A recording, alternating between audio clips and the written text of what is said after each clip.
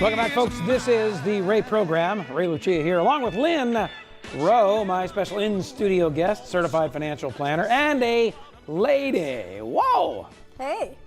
Tom Jones. I can see him dancing now. We'll leave it there. We will leave it there.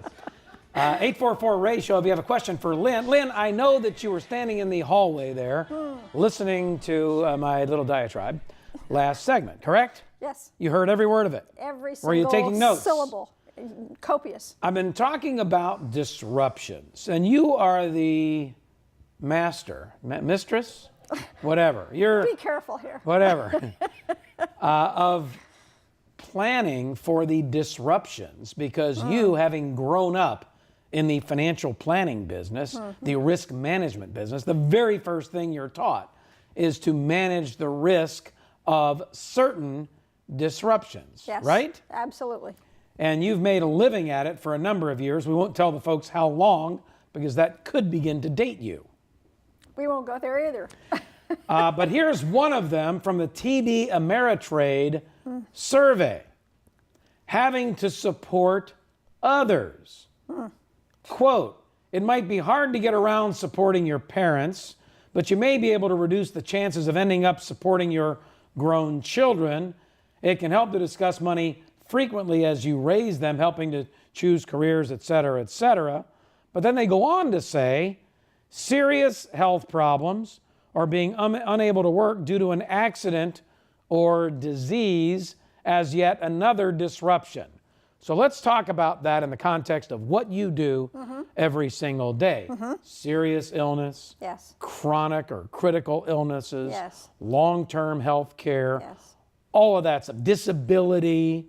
You focus on all of the above on a daily basis. On a daily basis. In fact, I had a conversation with a lady on Friday who basically said, I'm at my end. I can't do it anymore. She has a sister, and she said, the most my sister does is come and pick mom up and take her to the doctor's appointment, and then she's there for 20 minutes, and then she leaves. She said, I've been doing this for years, and I'm married. I can't do this anymore. I need help. And it just broke my heart to hear this, because you could hear the fatigue in her voice.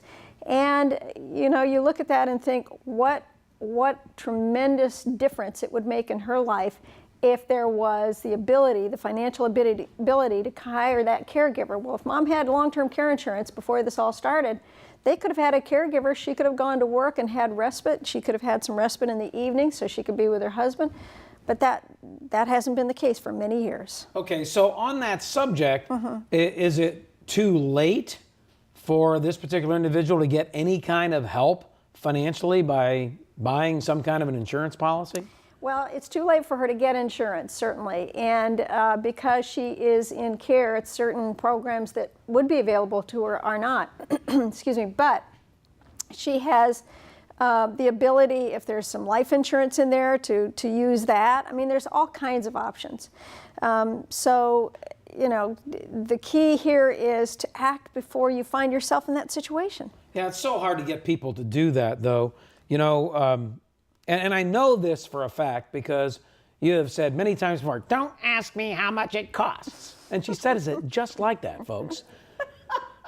So why is it that you don't want to hear from me and others? Lyn, can you Yes. tell me how much it's going to cost me? What's wrong with that? Because there's a paradigm shift that you can make with this type of insurance that you can't make with any other type of insurance. Think about it, Ray. When you go to buy health insurance, they tell you what you have to pay.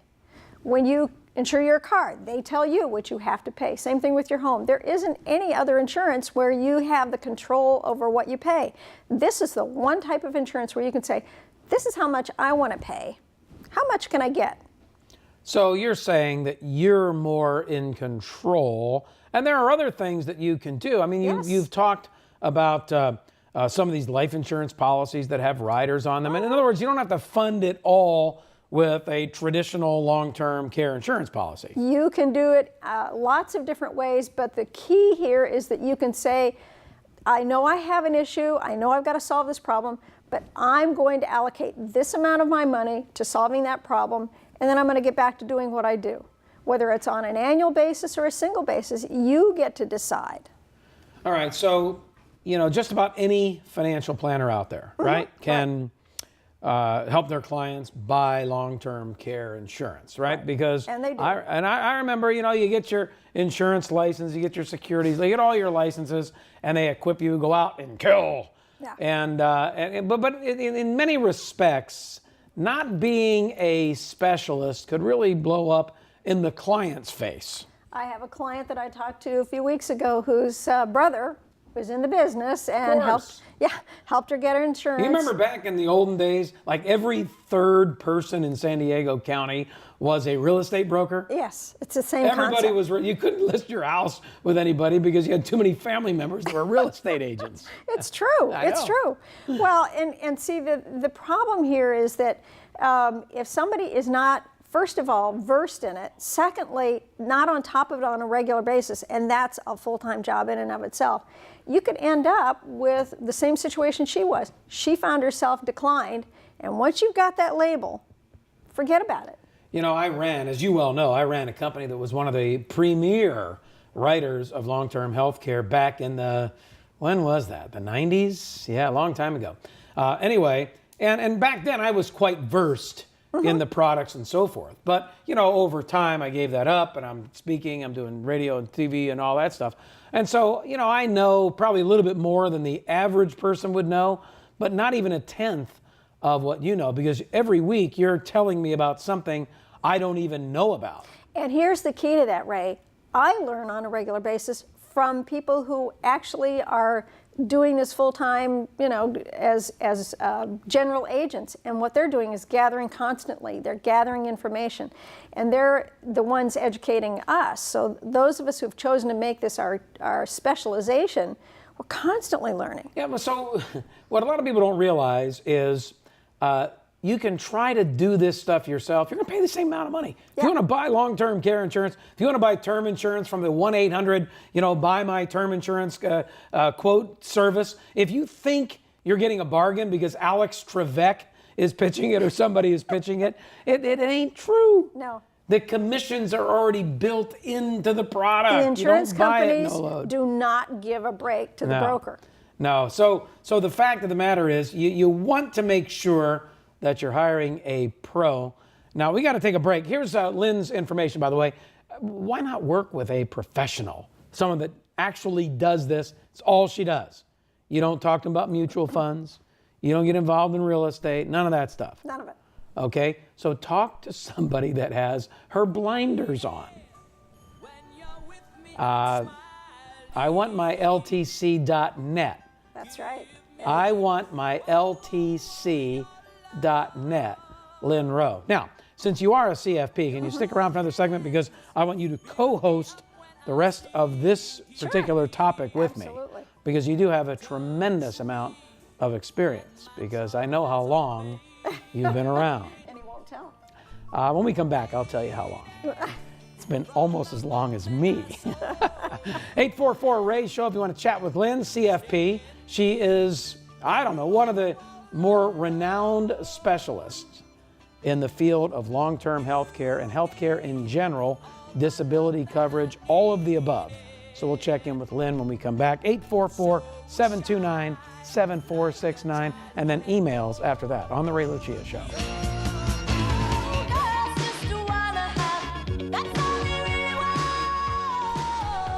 Lyn Rowe, my guest on The Ray Lucia Show. I haven't heard that song since about the time that you were a ballroom dancer. It's true. Yeah, Lyn Rowe used to be a professional ballroom dancer. Well, you weren't a professional? I wasn't a professional. Okay.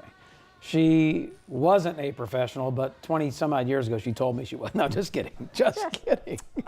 We're talking about long-term health care, and I think we've got Steve on the line from Houston who has a question for me and Lyn, or Lyn and I. Hello there, Steve. How you doing? I'm vertical, and I'm grateful for that. How are you? Likewise, my friend. Likewise, after the cold that I've been suffering through the last week or so. So what's up, brother?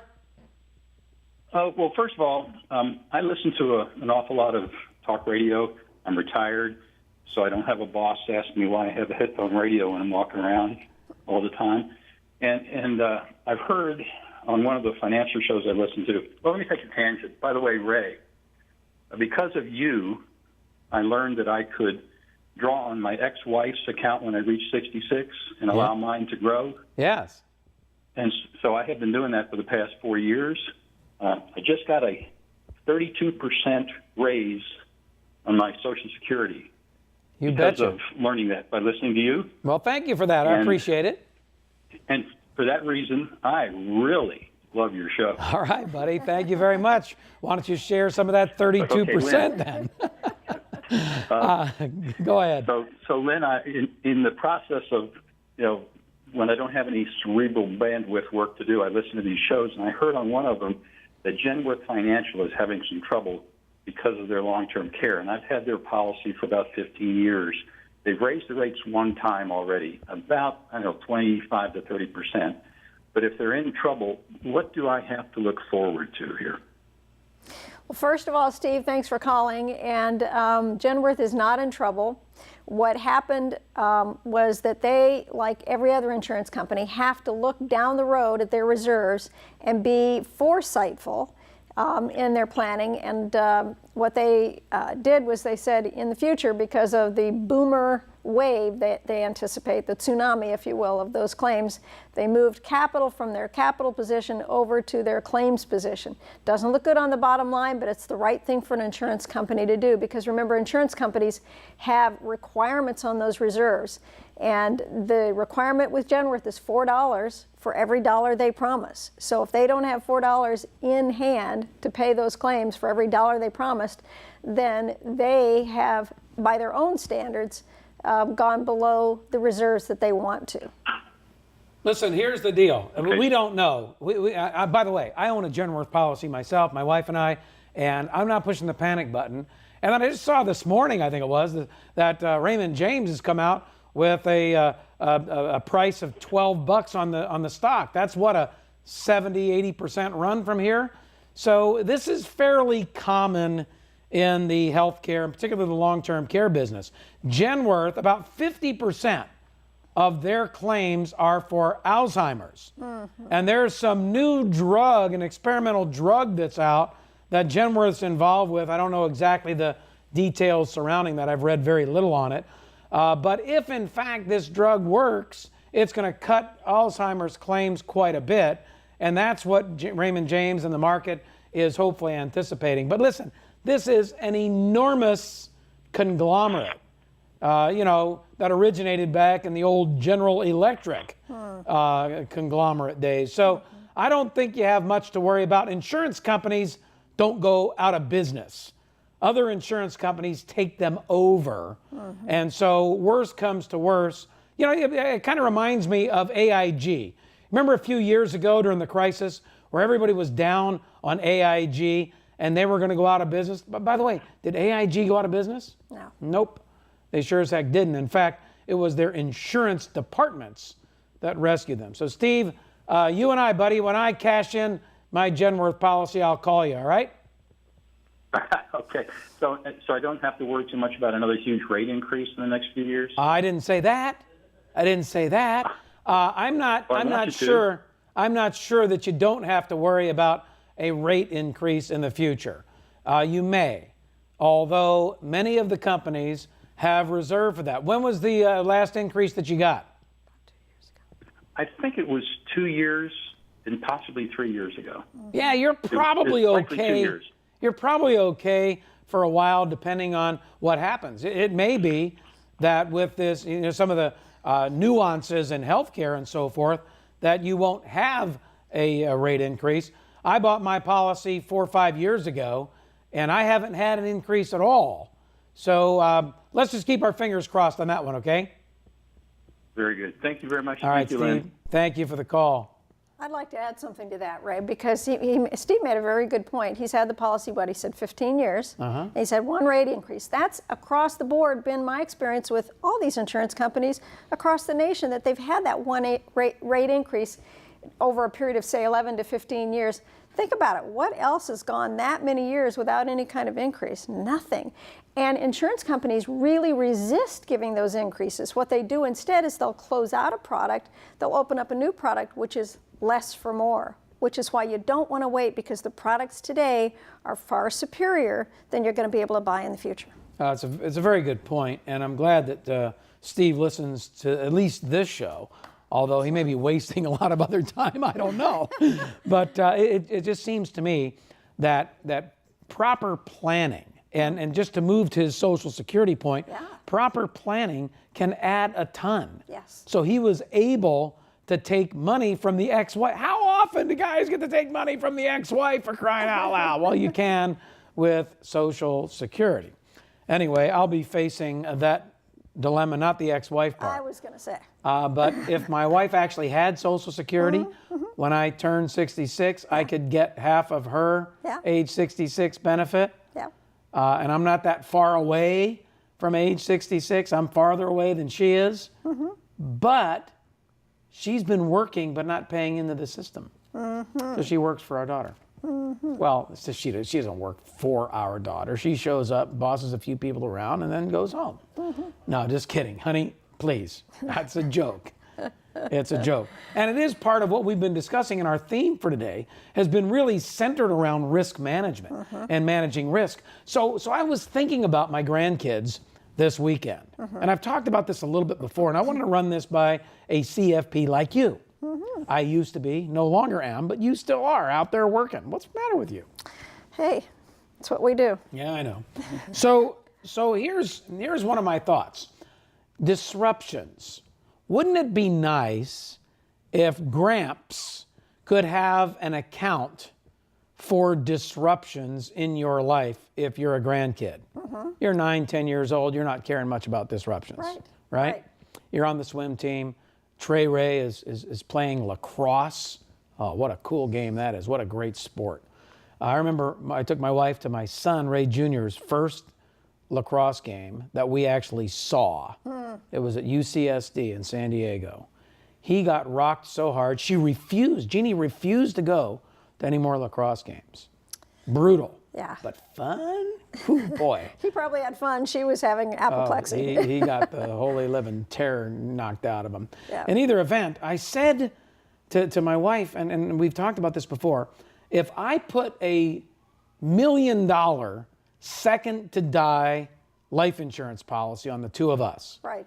I think I figured the cost $12,000 to $15,000 a year, somewhere in that ballpark. Let's say it's $15,000 a year. Right.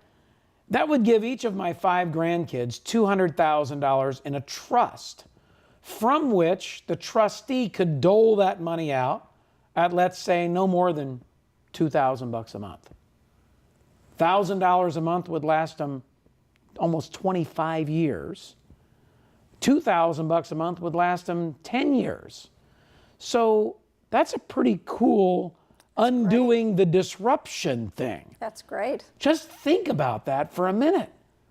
Now, while we're alive, we can help them. Yes. Yeah, grandparents are there to help kids and grandkids. So I'm not worried about it. Once we're gone, I start to worry about it. And this is where real, I think, financial planning can have an impact. What say you? Oh, it's absolutely true. Doing that kind of planning and looking down the road at the third generation and what you can do to help them, whether you're able to out of your own cash flow or your assets, or if you're gone, it's tremendous. Folks, if you want to learn about that or any other topic that we discuss in this program with Lyn Rowe, go to her website. She knows all about this stuff. You can do that for them, right? Absolutely. All right. Lyn Rowe, Certified Financial Planner. I want my LTC.net. I want my LTC.net. That's her webpage. You can get a hold of her that way. Or you can call her at this number. 877-270-3127. 270-3127, preceded by the 877. Lyn, thank you. Thank you so much. You go out Ray. and make it a great day, will you? I will do my best.